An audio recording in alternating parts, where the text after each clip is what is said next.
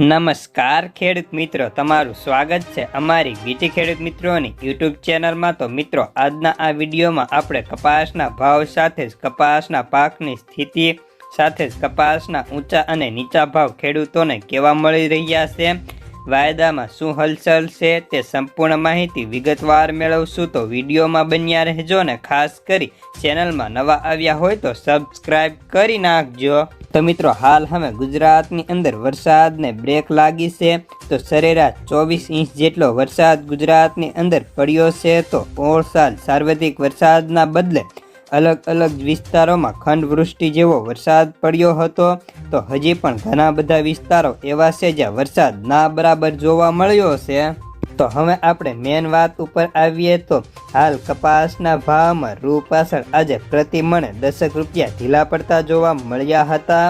જો કે હવે ખેડૂતો પાસે ખૂબ જ ઓછો કપાસ આવ્યો છે ને રોજિંદા 8 થી લઈને 10,000 મણની આવકો માન થતી જોવા મળતી હોય છે। અને હવે નવી આવકો હજી પણ 1 મહિના બાદ ધીરે ધીરે ચાલુ થવાની ચાલુ થાય તો 1.5 થી 2 મહિનામાં ફરી નવી આવકો વેગ પકડી જાય તેવી ધારણા છે।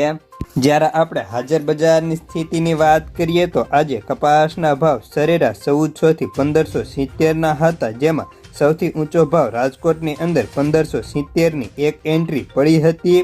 નીચામાં 1100 સુધીના ભાવ પ્રતિ મણે બોલાતા જોવા મળ્યા હતા।